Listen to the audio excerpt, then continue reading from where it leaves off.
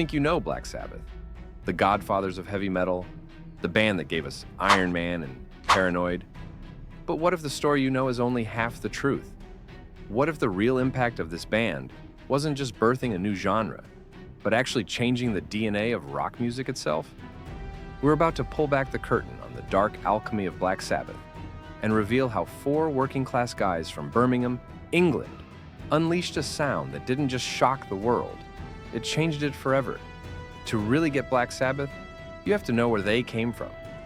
This story doesn't start in a sunny California garage. It starts in Aston, Birmingham, in post-war England. Picture a landscape of giant factories, belching smoke into a gray sky. A place defined by the droning noise of machinery and the everyday grind of working-class life. This was the world that Ozzy Osbourne, Tony Iommi, Geezer Butler, and Bill Ward were born into. Gold records and world tours weren't in the cards for them. Their futures were mapped out in the steel mills and on the factory floors, just like their parents. So, the music they created was a direct reflection of that industrial world. It wasn't just influenced by it, it was forged in it. That heavy, grinding, and oppressive sound wasn't a gimmick, it was the soundtrack to their reality. While the rest of the world was singing about peace and flower power, these four guys were channeling the noise, the grit, and the bleakness of their home into something brand new.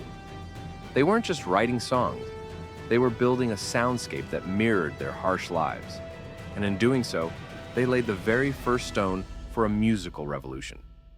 The most important moment in heavy metal history didn't happen on stage. It happened on the floor of a sheet metal factory. A 17-year-old Tony Iommi, already a gifted guitarist, was on his very last day of work. He was eager to leave to tour with a band, but his mom insisted he go back and finish his shift. Back at the factory, he was put on a giant press machine he wasn't trained to use. In a flash, the machine came down. He instinctively pulled his hand back, but it was too late. The press sliced off the tips of the middle and ring fingers on his fretting hand. Doctors told him he'd never play guitar again. For most people, that would have been the end of the story. But this is where everything changes. Deeply depressed, Iommi's old factory manager visited and gave him a record by the legendary jazz guitarist Django Reinhardt. Reinhardt had been badly burned in a fire and could only use two fingers on his fretting hand. Yet he was still one of the greatest guitarists of all time. This was the spark Iommi needed. He realized a limitation could actually be a source of strength. He fashioned his own prosthetic fingertips by melting plastic from a detergent bottle and shaping them with leather for comfort. But playing with these crude thimbles was still painful. To make it work, Iommi started experimenting. He swapped out his strings for lighter gauge ones made for banjos, which were easier to bend. And most importantly, he started tuning his guitar down, sometimes to C sharp or lower. This process, down tuning, took the tension off the strings, making it physically easier for him to play. But it had an unintended side effect that would change everything. It made the guitar sound darker, thicker, and unbelievably heavy. It was a sound born from a gruesome accident, a dark blend of flesh, plastic, and steel that would become the signature of not just Black Sabbath, but the entire genre they were about to create. Even with Iommi's monstrous new guitar tone, the band, then called Earth, was still mostly playing blues rock. The final piece of the puzzle came from a simple observation. Bass player and primary lyricist Geezer Butler noticed that the cinema across the street from their rehearsal space was always packed when it showed horror films, like the 1963 Boris Karloff movie, Black Sabbath. He thought it was strange that people would pay money to be scared. And then, an idea. What if music could do the same thing? This clicked with Butler's own creepy experiences. After reading a book on the occult, he woke up one night and saw a dark figure standing at the foot of his bed. The vision terrified him back into his Catholic faith, and while it didn't directly inspire the song, the eerie feeling stuck with him. He and Ozzy wrote a song about it, a track that would change everything. They called it Black Sabbath. The song is a masterpiece of dread. It opens with rain and a tolling bell, but its real power is in the main riff. Iommi, possibly getting a little inspiration from Gustav Holst's Mars, the Bringer of War, used a musical interval known as the tritone. For centuries, this dissonant, eerie combination of notes was nicknamed Diabolus in Musica, the devil in music. It was the perfect sound for their new, horror-inspired direction. Realizing they'd hit on something powerful, and that another band was already using the name Earth, they adopted the film's title. They weren't a blues rock band called Earth anymore. They were Black Sabbath, and they were here to make music that scared people.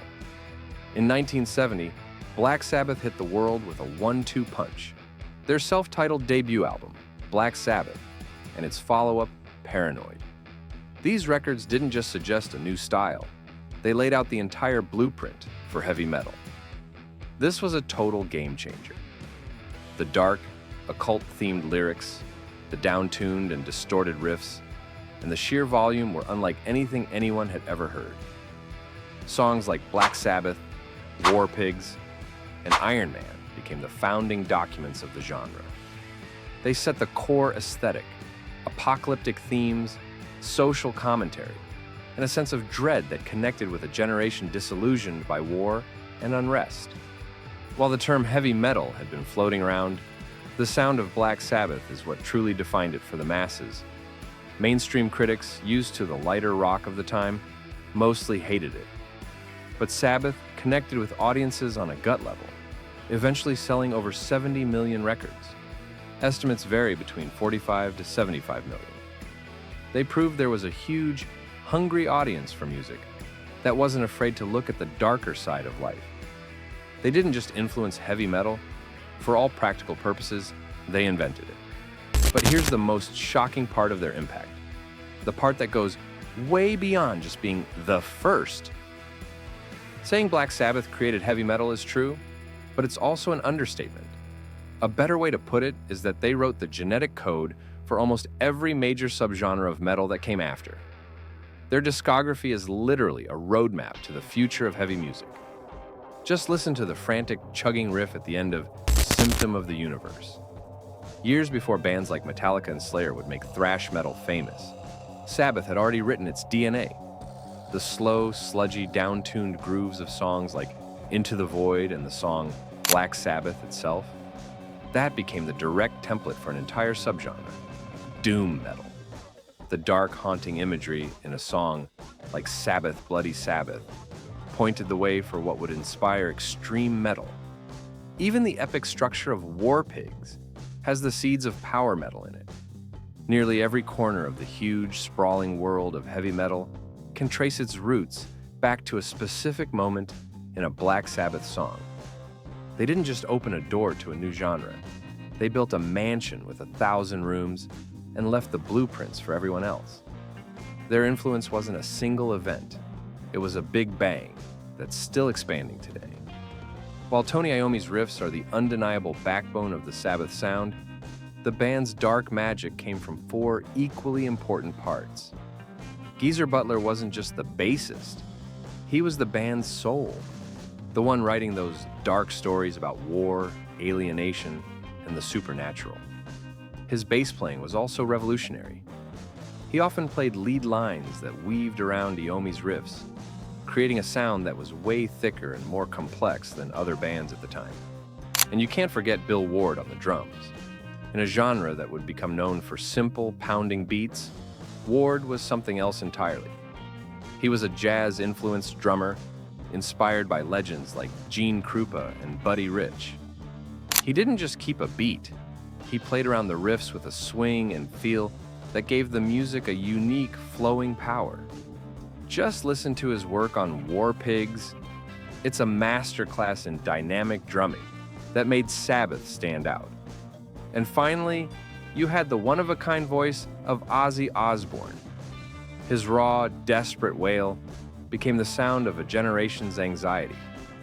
He wasn't a perfect technical singer, but his unique tone and delivery captured a sense of desperation that was the perfect human anchor for the band's monstrous sound. Together, these 4 guys from Birmingham were more than a band. They were a perfect storm of creativity that changed music forever. If you're seeing a whole new side of Black Sabbath, do us a solid and hit that like button. We've got to ask, what Black Sabbath song do you think is the most influential of all time? Drop your answer in the comments below. And if you want more hidden histories behind the world's most iconic bands, make sure you subscribe and ring that notification bell so you don't miss a thing. So, Black Sabbath's shocking impact wasn't just one thing, it was a chain reaction. It was the sound of industrial England turned into music. It was a horrible accident that, through pure determination, sparked an innovation that defined a genre. And it was a deliberate choice to make music as scary and compelling as a horror movie. Their legacy isn't just about being the godfathers of heavy metal. It's about a complete paradigm shift. They proved that music could be dark, heavy, and complex, and still be massively successful. They gave us the source code for decades of musical evolution across countless subgenres. Black Sabbath didn't just add a new chapter to rock and roll. They ripped out the old pages and wrote a dark New Testament, one whose heavy, enduring shadow is still cast over everything that followed